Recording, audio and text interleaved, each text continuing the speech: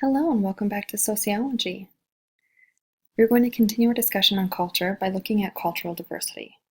So part of cultural diversity, especially when we're talking about dominant and marginalized culture, which we have been, there are two different types of culture that I think you should understand. One is a subculture and the other is a counterculture. So a subculture is a group or category of people whose distinctive ways of thinking, feeling, and acting differ somewhat from those of the larger society. Counterculture is the deliberate opposing and consciously rejecting some of the basic beliefs and values of the norms of that culture, right? So a subculture is a group of people with different ways of thinking, while counterculture is going against dominant ways of knowing, okay? So if we look at the bottom left-hand corner, we see that these are two different images of counterculture, right?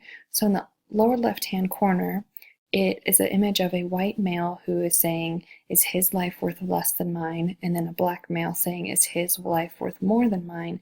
Which is exploring the understanding of police brutality targeting minority communities, as well as the lack of judicial processing and conviction of individuals who have ended the lives of minority bodies.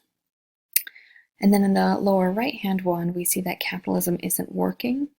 And that is another direct counterculture because our dominant culture rests on capitalism. We are a capitalist society. The left-hand image is a counterculture because it is countering the dominant ideology of racism and white supremacy in our culture. So let's identify some of those key terms we talked about. Again, culture, right? Ethnocentrism is the belief that one's own culture or group is superior to others and the tendency to view all other cultures from the perspective of one's own. Ideology is a system of concepts and relationships and understanding of cause and effect. Throughout the semester, I will be talking a lot about ideology, dominant ideology, racist ideology, and this is really bringing into those cultural scripts we've been talking about thus far, as well as understanding cause and effect, right? And so ideology really understands and looks at how we create these cultural scripts or narratives.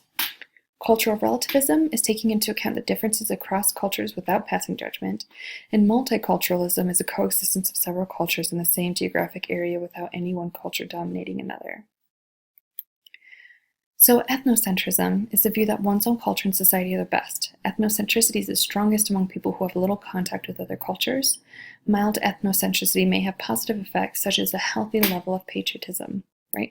So ethnocentrism is viewing that your culture is the best, right? So we can see that in the United States with our hyper-patriotism of America's the best, no other country is even close to as great as our country is. If you don't have an extreme level of ethnocentrism, then you're not patriotic. So we can see that there is definitely some manifestations of that within our culture.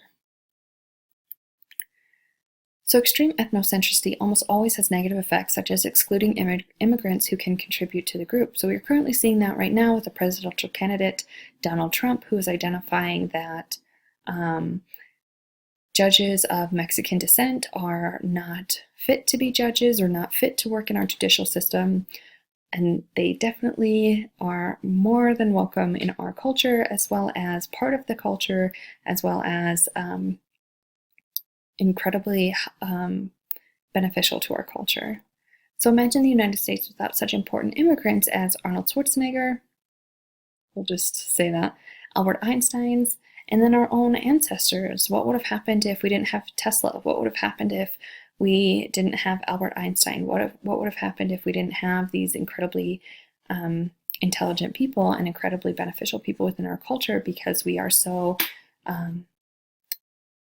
narrow in our understanding of who should be with us. Xenocentrism is the opposite of ethnocentrism. It is a belief that everything foreign is the best and one's own culture is inferior to others.